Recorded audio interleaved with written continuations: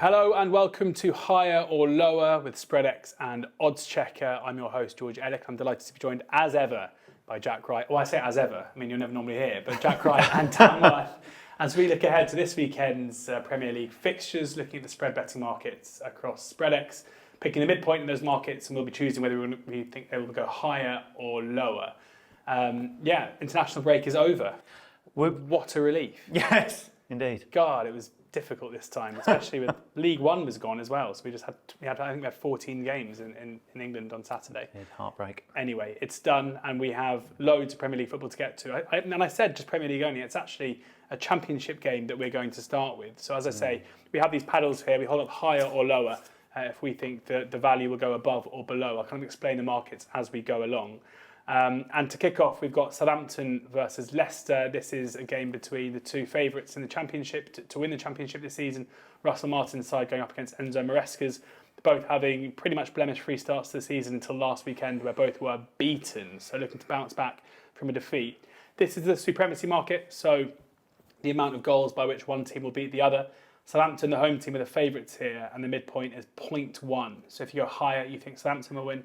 If you go lower, you think there will be a draw or Leicester will win. Make a negative makeup if the underdogs do win. So straight into it, higher or lower at 0.1. 3, 2, 1, go. Yeah, see, I this is what I've been struggling with today. And this is my least favourite selection, where I'm not playing the game with what I've done. Like last week, I got 7 out of 8. Sure, on a good run. Our overall record now is 53%, with you guys just under. Look at the smile on his face. But like for this, I basically agree that Southampton are the more likely winners.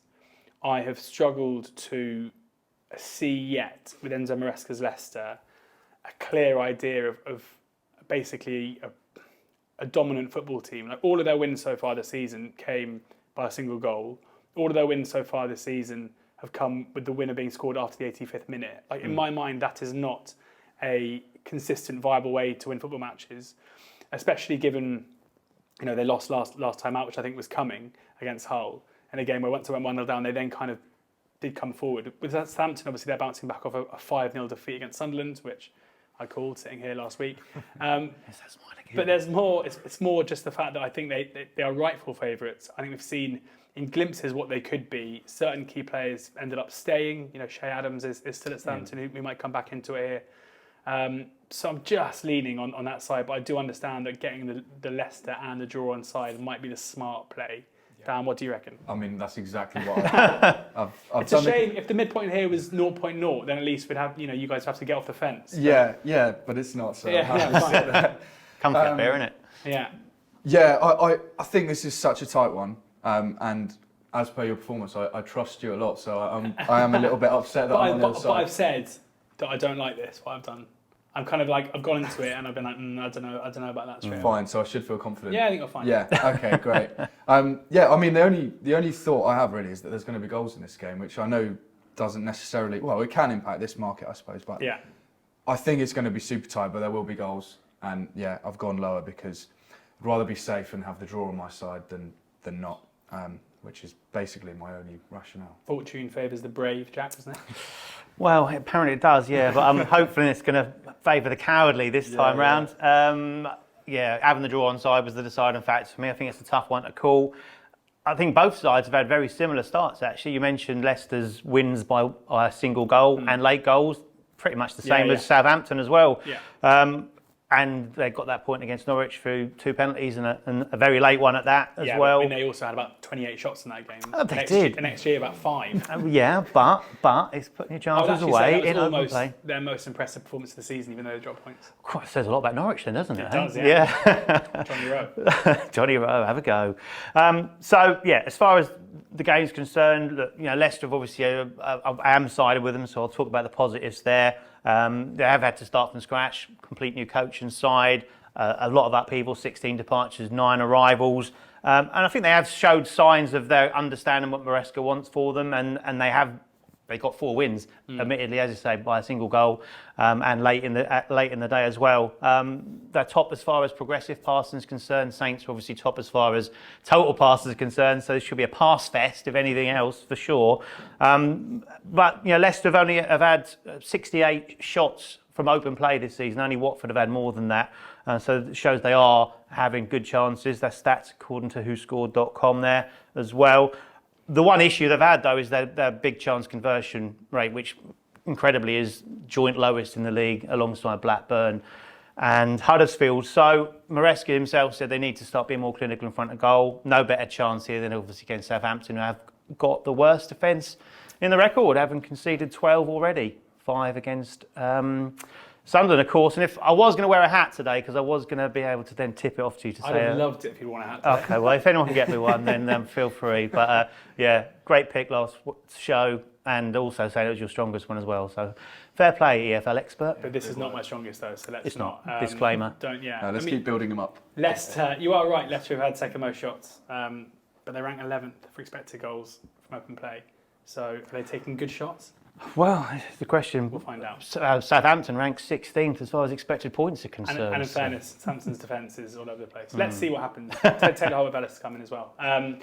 Now we do move to the Premier League. It is Wolves against Liverpool. The midpoint here is 3.35. This is a good time to mention Spreadex's offer to new customers only. Bet 10, get 40. So that's £40 of free bets when you set up an account and you bet. A tenner, 2 of those are total goals bets, £5 total goals bets as well. So if you do sign up this week, you can use that. You can listen to what we say and then decide if you want to follow either of us in. 3.35 midpoint. We're going higher or lower. 3, 2, 1. Ooh, I thought there we go. Dan, the viewers will have a choice. Corner. Yeah. Okay. Well, Liverpool have scored at least 2 in their last 3. That's basically what I'm going for. So score And 2 again- here and me and Jack win. Yay! Yeah, but Wolves Twice. twice. Yeah, 4 is quite high, isn't it? Maybe I've made a boo-boo here. But Liverpool will be without Van Dijk and Trent's unlikely, so that gives me a small bit of positivity. They're not going to score 2 goals. They will. They will. Right. Yeah. Liverpool will score 2, no problem. But Wolves might get on the score sheet here too, which again, I know I'll still lose at 3, but it could just snowball. Early goals here, we could see 4 or 5, is my thinking. The guys on X, Twitter, are also with me, which I don't know whether that's a good thing or not. 44% so far this season. Yeah, well, which is about similar to my score. So Perfect. yeah, maybe we're in together. 67% think higher. Wow. So that's quite a big portion. So hopefully I'm safe. And in fairness, there have been 2 games at Molineux this season and both had 5 goals in all competitions. So 10 goals between the 2. There we go. Doing a job for you. Jack? Yeah. A high line, isn't it? It's so, a I'm prepared to go under here, especially with Wolves, because they are one of the notoriously best sides to be selling goals. Yeah. So obviously we've got the line here at 3.35, so an odd one to say under 3.35 goals. Yeah, but of course, that's where we're at. Landed in 16 of 19 home games last season, 33 in 38 across all venues for them. That's 87% that have gone under 3.35 for Wolves. Traditionally, over the last few seasons, since they're back in the Premier League, that's been the way under a variety of managers. So it's just kind of the setup that they've got there at the moment. Obviously struggling as far as their scoring is concerned, as we've kind of hinted at. Of course, this is Liverpool, traditionally a high scoring outfit. Always a risk potentially taking those on, but prepared to do it this time round. Both games did go under 3.35 against Liverpool last season, and the last 13 head-to-heads across all competitions at Molineux between these two sides have seen under 3 goals as well. So you've got to go back to 1980 for the last time there were 4 more goals between these two at Molineux. Emlyn Hughes for the last goal there for Wolves. But let's say Wolves got lots of goals in them, but 3 of their 4 games in the league this season have gone under this line. And 11 of the last 15 away games actually as well. So quite a strong trend on that side of things. They also have a little bit of a mental block with the early kickoff. This is obviously the early kickoff. Saturday lunchtime, didn't win any of their 6, 12, 30 kickoffs last season, so that's there. And I know Mr. Klopp's not a massive fan of this one, especially off the back of an international break, of course. And where the goals coming from, generally looking at Salah, who had 2 games in Egypt last week. Tuesday was his last one. Diaz was in Colombia and Chile, flew back. Wednesday morning was his early hours Wednesday morning. He finished his last game there. Nunez, Uruguay and Ecuador, and was a Tuesday night finish as well. Jota, not so bad in Europe, Slovakia and Portugal, and was an earlier finish Monday. So that's my reason behind that. How can I follow that? Unbelievable. Easily. You managed to get in the time of kickoff and the amount that the players have all travelled back from international duty. I haven't got miles, sorry. Phenomenal. I just think it's a high line, basically. There you go, perfect. I think Less is more. we've seen Liverpool in their last two play very well against Newcastle and Villa, and both games yielded 3 goals. And I think Gary O'Neill is a manager where, yes, we've seen a 4-1 defeat against Brighton, and yes, we saw the 3-2 against Palace, but I think those kind of games are going to be the anomalies. And probably the 1-0 win over Everton, the 1-0 loss against United, where there could have been about 7 goals in that game, but I do feel O'Neill is probably more of a pragmatist and not necessarily someone where you can anticipate plenty of goals. And they've also got Luton the weekend after, and it feels like that's probably the game that the club will probably be eyeing up as the 3 points rather than this one. So Gary O'Neill did actually work at Liverpool, so he'll have some mates at the club. But yeah, I'm going lower there as well. Couple of markets now we're going to look at in Newcastle against Brentford. Interesting tie. Newcastle obviously not in great form after that opening day rout against Villa. Brentford, having an okay start, but yet to really catch fire. This is first match goal, this market. So when the first goal is scored, 33.5 is the midpoint. So we're basically looking at, if you're going lower, you think there'll be a goal scored before the kind of half an hour mark or just over. And if you go over that, then you think there'll be a later goal. So Newcastle against Brentford, higher or lower? 3, 2, 1. We all agree. All lower. There we go. Jack, your turn to lead us off. Yeah, well, first match goal, it's an interesting one. I've got to say a massive well done to the traders. Last show, of course, has set that... I knew you were going to say this. I'm that predictable. Yeah, bang on, wasn't it? 30 seconds outside the midpoint. Anyway, we'll move on to this one. We had a bad review on the pod that I do the other day on iTunes of someone saying, when they got a bet wrong, they always say it's unlucky. And I was like, yeah, fair enough. You just got to deal with it. Jack, you got it wrong. You've got to, no, yeah. I didn't say anything about me. I was congratulating the traders on a brilliant line. Okay. And you as well for getting it right. Cheers, yeah. Yes. So, anyway, on to this one. And 8 games played between these two sides so far this season. 7 have seen a goal before 33.5 minutes. All 4 Newcastle games at an average of 22.25. 3 of Brentford's at 20 exactly. Combined average 21 minutes, which coincidentally was the time of the first goal in this meeting last season at St James's Park, so that fits in nicely. My thinking behind it, absolutely massive occasion. It's a Saturday evening kickoff in Newcastle. I can almost smell the alcohol in St James's Park now as that one starts. Huge week for them. AC Milan away on Tuesday, back in the Champions League. So the atmosphere is going to be massive. They're going to roar Newcastle on, say 3 defeats, so a bit of pressure for the first time in Eddie Howe's tenure. And I just imagine Newcastle are going to want to come out of the blocks very, very rapid. I know some Brentford fans are a little bit nervy about this fixture. 5-1 obviously last season. But Brentford happy on the counter, and I think can cause Newcastle problems as they swarm forward. So I'm thinking, an early goal on the cards. Dan?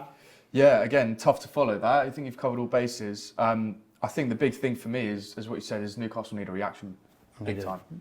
And in front of a home crowd who, as you said, again, are going to be bang up for it.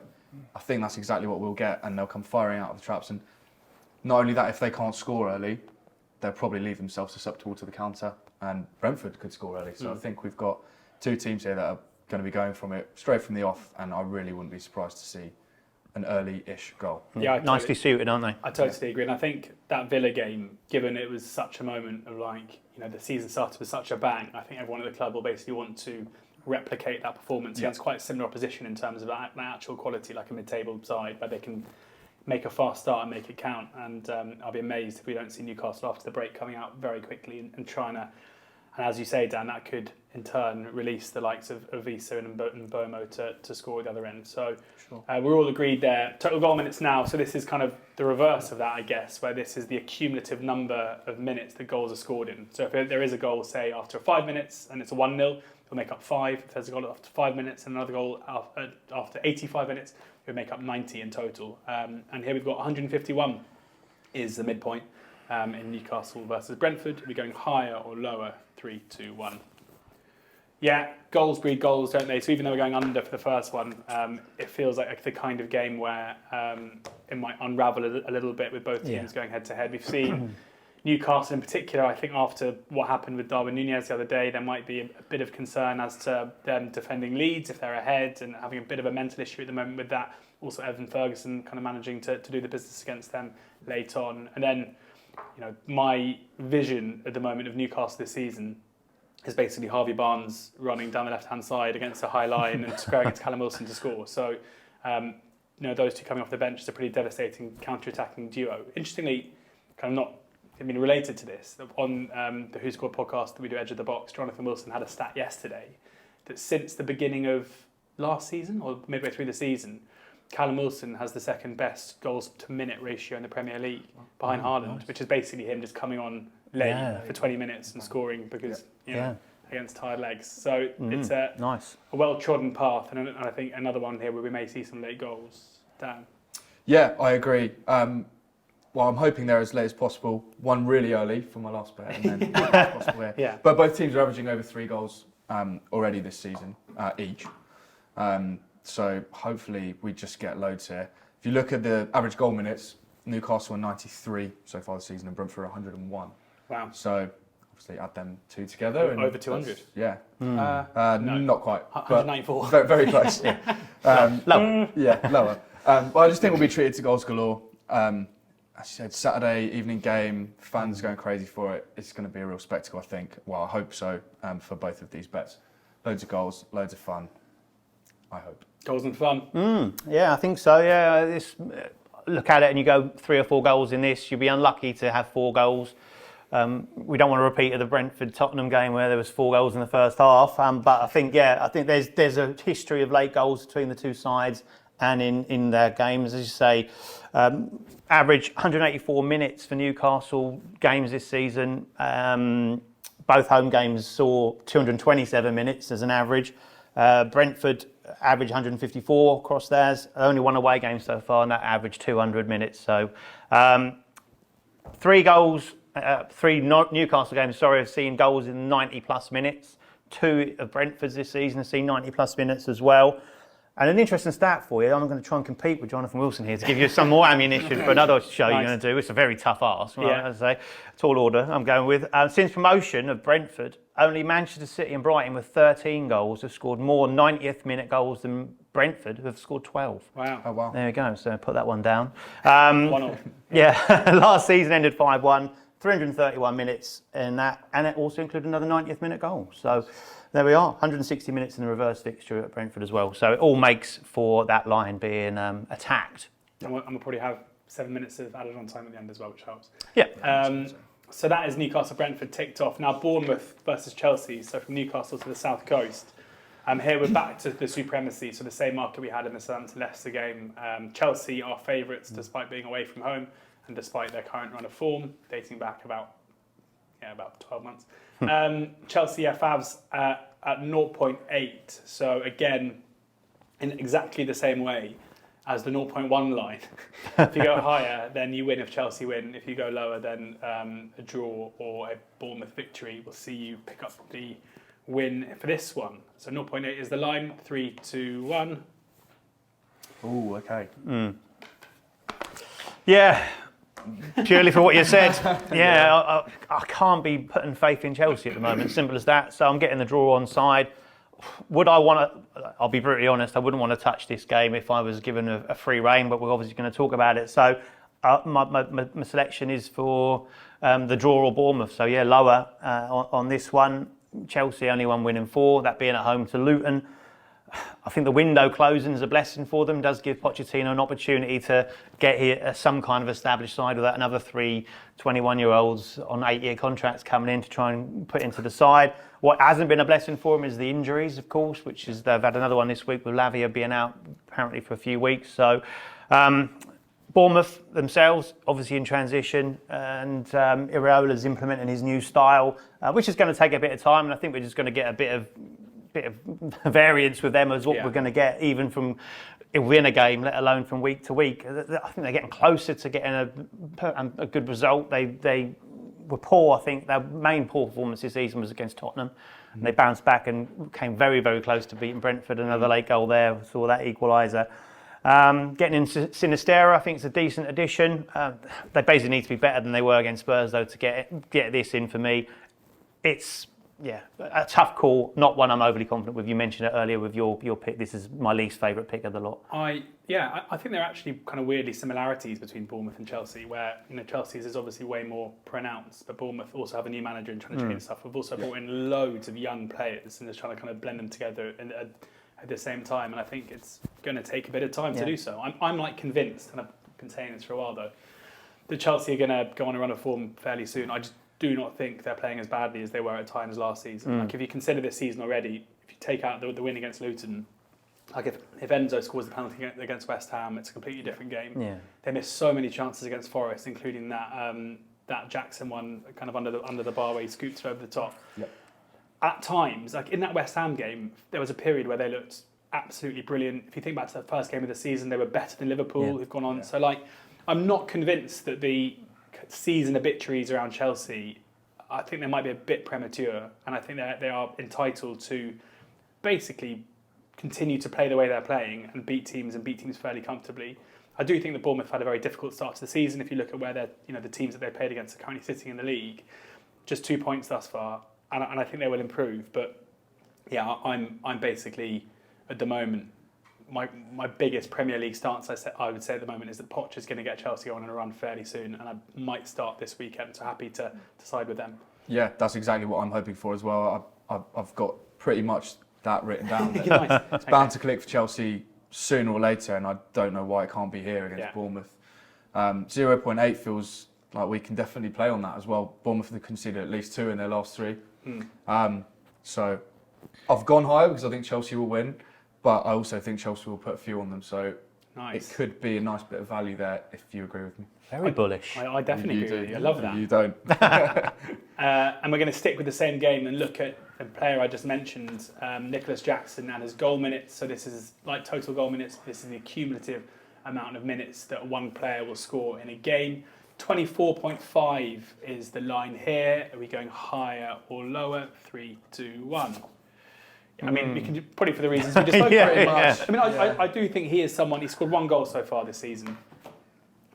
He's missing chances. He's getting into so many positions to score, and because of the injury issues that Chelsea have, he's basically has to play 90 minutes. So I think for total goal minutes, for player goal minutes, one thing you have to ask yourself before playing is he going to get taken off? And if he is, then if you're only going to get a 60-minute window to win in, you can't really be buying because you're limiting your time so much. But with Bournemouth's defensive record and with Jackson likely to play at least beyond the 80 mark, I think this is a line which you can play, and I do think Jackson is going to score goals, and it's one of those where if this game happens in, I don't know, a couple of months' time when he's racked up 5 or 6, then it'll be a bit high. Jack? Yeah, it's been a mixed start for him. I think his performance has been very good, but he's going to be judged on goals, and there's that element about him at the moment, just because he's missed those big chances. He's got the highest non-penalty XG in the Premier League, 3.32 it is. Obviously, he's only scored 1 of those. I'd say his only poor game was probably the last one against Nottingham Forest.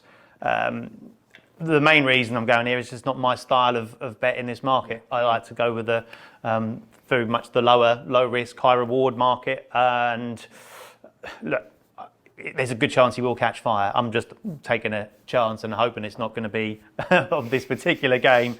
Because to say he could do, I agree with Pochettino, and I'm sure Poch is delighted that I do agree with him, that he will score goals. He said that on record. He's going to need a settling in period. How long is that going to take? We don't know, do we? But there is a very distinct possibility that he will hit that run. He's getting the positions, getting the chance. He proved it last week, of course. Last season, sorry, he got 9 goals in his last 8 games. He only scored 12 across the season. So the flip side of that, as you can see, he scored 3 in 27 prior to that. So what version of him are we going to get? If he's on a hot streak, then great. I'm just trying to catch him still in his cold streak before he hits the hot streak here. Obviously was in Senegal for the international break as well, keeping up with my travel blog. I feel like you've got a map of the world at home, and you've got these strings of players' faces. I know. It's like call it a line of duty, I tell you. Played 90 minutes versus Algeria on Tuesday night. Did he score? No. Still waiting for that goal. Come on, Nicolas. Dan? The rationale I've got is kind of similar to the point before, actually, is that if Jackson clicks, I think Chelsea will click, and hopefully that all goes hand in hand and happens against Bournemouth here. He's missed more big chances than any other player in Europe's top 5 leagues, which is a bit damning, but to me that says he's getting in the right positions, he's making the right runs, and once he gets a bit of confidence or gets his first goal underway, there's no reason why he can't kick on from there. And as I've mentioned probably at least twice now talking about Chelsea, as I'm hoping it's against Bournemouth. Another little fact for you this season. Both Erling Haaland and Nicolas Jackson, Haaland 350 minutes, Jackson 353 minutes. Haaland's XG per 90, 0.78, Jackson's 0.77. So Haaland and Jackson basically level for XG per 90. Yeah, obviously have a slightly different finishing ability at the moment. A little bit under Ben Davies at Tottenham, that number, but not bad. Not enough minutes to feature. 2 more games. We've got Arsenal who travel to Everton. We're looking at first Arsenal goal here. So, this is the time that Arsenal will score their opening goal in the game. 41.5 is the midpoint, so lower if you think they'll score basically in the first half, or higher if you think it'll be end of the first half or in the second half. Looking at Arsenal first goal here, higher or lower? 3, 2, 1. Oh, on my own. But I'll take it away. My main thinking here is that Everton are just pretty bad. I know you guys are going to argue that they're at home and that they're going to set up quite nicely and frustrate Arsenal, but I completely disagree. You read my notes. Last time they met, it was 4-0 with the goal coming in the 40th minute. So if we see that again, I'm in the money. Arsenal's first goals in their opening 4 games are 26 minutes versus Forest, 54 versus Palace, 70 versus Fulham, 28 versus Man United. So that's a 50% strike rate that this hits. So toss a coin, and I've gone lower. 72% of our Twitter fans agree with me. You and X are like... We're best pals this week. Yeah. We're both going to be in a good mood when there's an early goal for Arsenal then. Jack? Well, I disagree with that. I think this is got the potentials of a grinding performance from Arsenal. I think that the traditional Sean Dyche method is to keep things tight, keep things compact. I'm not convinced by the Everton defence, certainly, but I think probably the best area of their side is that kind of middle 3 that they've got. So if they can protect the Everton back line, I think then we should be okay. Arsenal's only away game this season was at Palace, so I can see a similar scenario to that. It took them until the 54th minute. That was a 1-0 win. And that came via a penalty as well. So just felt that was a little bit of a kind of a workmanlike performance. Dyche, 11 home games in charge of Everton, has only conceded in the first half on 3 occasions. So a very good record on that side of things of keeping it tight for a certain decent length of time. Fulham, Newcastle and Man City, the only sides to score in the first half against them. And of course, this was his first game in charge of Everton last season, and it ended in a 1-0 win for Everton. Completely against the form book that point of time, wasn't it, as well? Arsenal have only scored before this line in one of their last 5 trips to Goodison as well. As well. Yeah, when you look at Everton's last 3 home games dating back to last season, they've only conceded twice. Those are the 2 1-0 defeats this season, but they're Reid scored after 73 minutes for Fulham, and then I'm not going to say Wolves. Kalinadzic. Wolves scored after 87 minutes in the 1-0. So even though they lost both games, they kept it tight to the second half. And I do think Sean Dyche is just a bit of a master at setting up teams to play against these kind of sides. And even though I think historical head-to-heads, I'm not a huge fan of placing much weight in them, I do think when you're looking at Dyche versus Arteta last season, that is a suggestion to me, especially when Arsenal were so good at that time. Yeah. Dyche knew how to, and Everton was so poor, and you had to set them up in order to kind of frustrate them. Finally, the Monday night football, Nottingham Forest hosting Burnley. A massive game, you have to think, for both sides. With Burnley desperate to get off the mark, get them. People weren't talking about them as necessarily relegation candidates, and after a difficult start to the season against some tough opposition, they certainly are now. Now, Forest are the favourites at 0.35, so higher is a Forest win, lower is Burnley or draw. 3-2-1. Wow. Yeah. Really? Yeah. Come on then, George. I'm really surprised. I just think that the Burnley narrative is so driven by opposition rather than actual quality. Like, I understand that they haven't been great, and I know they brought in a lot of players, but I still think they are well clear of the two teams they came up with last season in Luton and Sheffield United. You've also got some some actual form here where these two sides played against each other in the Carabao Cup and Burnley won it 1-0. Their three games in the league so far have all been at home, but they've been against Man City, Villa and Tottenham. So I think you can kind of forgive them for coming away from that pointless. And it's unbelievably important for them to, if they struggle here, then things really are going to be a bit of an issue. Now, I know Forest has started well. They brought in so many new players. Yeah. This is the post-Brennan Johnson era. Even though they won against Chelsea and that was a massive win, again, as I said, on the balance of play, it was a smash and grab kind of away win, which it's always going to be at Stamford Bridge. You're never going to dominate them there. So having the draw on side as well, I know a lot of people are selling Burnley stock right now, so maybe now's the time to buy. Dan, you think that Forest are going to win? So tell me why. I do, yeah. I think Steve Cooper's got a relatively good thing going here, although you wouldn't have thought that by the amount of signings they made. Mad. Looks like he wanted Divock to Origi going to start here? Chris Wood? I mean, I have no idea. Someone else is going to have to answer that one because it's certainly not me. They'll be very buoyed by their victory against Chelsea. And Burnley love to concede. They've conceded the most in the league so far with 11. And I think that line is quite nice. Like being a fan of Forest winning here, similar to the Chelsea one. I think we can play on it and hopefully there's some value because I genuinely don't see where Burnley's first point comes from this season. That's insane.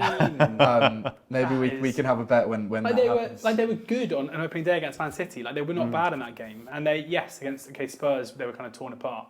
But let's see when they play against fellow kind of that crux of teams. Yeah, which we're going to see. Do you think Forest is that? Yeah, for sure. Yeah, okay. Yeah. So let's see. Yeah, let's see. Jahan? Yeah, I found it a tough one. I've gone against my usual philosophy, sitting on the fence and taking the draw on as well. I was convinced that I was going to see three lows there, and I'd be like, obviously. Yeah. I just like Forest at home. 10th best home record in the league last season. They are very reliant there. I think they will have got a confidence boost from the fact that they did get that away win at Chelsea because they were atrocious away from home last season. And I think they've done well this campaign. Obviously, threw away that 2-goal lead against Man United. They were a little bit unfortunate against Arsenal, so they've had a tough start to the season as well, so picked up some good points. I was interested to see how Vincent Kompany was going to go with Burnley in the Premier League because we've seen it before with sides that like to play that open and expansive attacking front foot football, having been promoted, do get caught out when they do make mistakes. Yeah. So I agree with you. Forest are one of those sides that are going to be mid-table, lower mid-table, so a Burnley competitor. And I just feel that both these sides will want to win this because Forest won't want to let that momentum slip. Both sides want to win every game, don't they? Cliche, obviously. Yeah. We'll see it as a game they probably need to win or should win. Okay. Yeah, a good opportunity is the better way of putting it. So for me, I think, Johnson's gone now, but I think Elanga's come in and done really well from his starting point. I think they've got a clinical striker in Awoniyi. Very good. Almost as good as my Kalanga. I know, exactly. We should have picked better sides there, shouldn't we? But and of course they've got Morgan Gibbs-White as well. So I just think in those forward areas, a lot of vibrancy in forward areas, a lot of opportunity to pick up on any errors, and I think they'll just have that edge over Burnley, and we'll side this one with the City ground crowd right behind them. Lovely stuff. So that brings the first part of the show to a close. We'll find out how we get on next week, see if anyone can beat my 7 out of 8 record so far. But we always finish off with a little game where I sit back, I can put my paddles away, and I pitch these guys up against each other. And this week we're doing total goal minutes. So I will read out a game, read out the value, and then you guys have to say higher or lower for the game afterwards.